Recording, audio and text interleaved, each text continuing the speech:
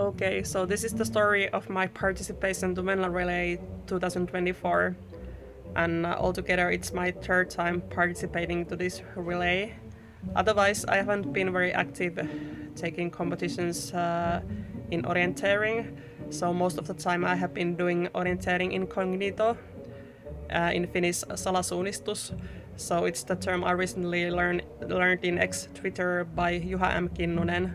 So it means that you are just orienteering without taking any timing, and when you are finally going to some kind of orienteering event, so then you are actually surprising everybody how well you have been doing.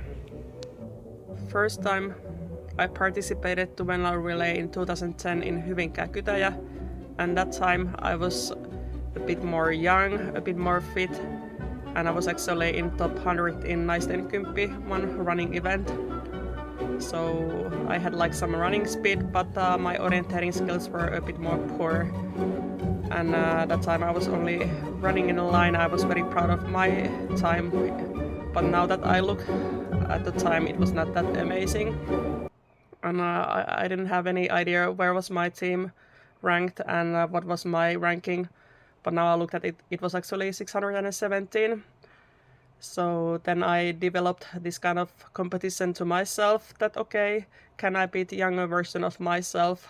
And this time it would be that I would make it until about 800 or a bit less. 1 week before the Venla relay, I was again doing orienteering incognito in MSUA. But then something bad happens. I stumbled and then I hurt my ankle. And the irony here is that I was just thinking on the way that I should be running faster when it's possible, so then I could do better timing in orienteering. Okay, I could anyway walk to the car, but then we are in a trouble because in our team there are together 2 members, me and Nina. And we have been trying to find 2 other members to the team. But now it was very uncertain, do I participate at all? So then we start to look even more vigorously more runners. And then I'm asking everybody possible. And actually the most interesting answer I got that I have that kind of principle that I will never attend to Venla relay. And I said, why? Yeah, so I don't know. Because the school exercise was giving me trauma. Okay, but then time goes by and then Nina announces that there's this Norwegian team that wants us to join their team. Only thing is that their like number is 190. And like Nina said that, okay, yeah, did you know that our ranking was last year 1000? And like also my team partner has a like twisted ankle at the moment. But they said, okay, yeah, it's fine because slow runners is better than no runners. So then we joined the team Ski Club New Dalens 4. So I forgot to tell that actually Kauhava, it's a very familiar place for me because it's the place where my grandmother used to live. And I have been orienteering maybe 3 times together in Kauhava, and actually it has been much more heavy than in Helsinki. So from our team, I had the most experience from the terrain, and I have been also watching some videos like how it's gonna be. Okay, but then it was my turn. I was taping my ankle and hoping for the best. Yeah, I could walk that time, and I was even running very, very short distance. And now we are looking at from the live logs recording how I did. So here I'm standing in the changeover and I can see how fast all the top 600 runners are coming to finish. And that gives me also a bit pressure to run myself at least to the starting point. And after the starting point, actually, it's not realistic at all for me to run with my ankle. But later on, I was checking at Suunnista Sujuva main video from YouTube that was analyzing all the best route selections. And actually, the best route selection here would have been the left side from the K point. So it's following the forbidden area in the flat farmland. And it's way much better to run than where you can see me at the moment. Yeah, but anyway, like running with my ankle, first kilometer would have been a bit risky thing to do at that point. Yeah, but now we are finally coming to the area where the real orienteering starts. And as you can see in the right hand side, there are 6 controls in this area. And I think I was just like walking through 46, and then I'm going close by 128, and I think I saw that one, but I didn't go and check it because I knew it's not mine yet. But then close to mine, there's a control number 77 that is part of the Jukola relay. And it was actually a common small mistake to do, like even with the top runners, to go and check that just in case. But of course, in my case, it was a bit clumsy because I was walking, so I should have just gone straight to the mic control. But anyway, I think it's my curse in Venla relay that always my first control is somehow answer, so some kind of slowly orienteering or like some small mistake I'm doing. From here, like the best route selection would have been to choose the right hand side road. But of course, in my case, the best route selection was to go as straight as possible, or at least to find best way to walk. Okay, and gradually we are coming towards the TV control, and actually this was also one of my worst legs. And maybe it was the dense forest. I wanted to take it slowly, but here comes now 4 controls in this forking, and mine is the most south one.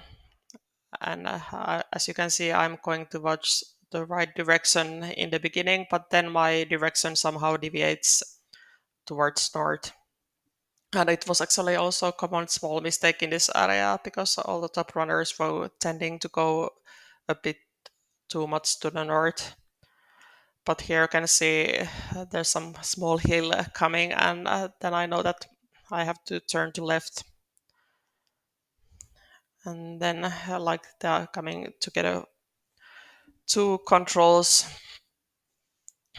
and it's not at all difficult, but somehow I felt still a bit unsure after the first control. And then I really had to go and check the other forking just in case that it's not mine, even though I knew it's not mine. But they are quite close by. And in this section, number 6, my control is like the second one from the bottom, so it was actually the most easiest one.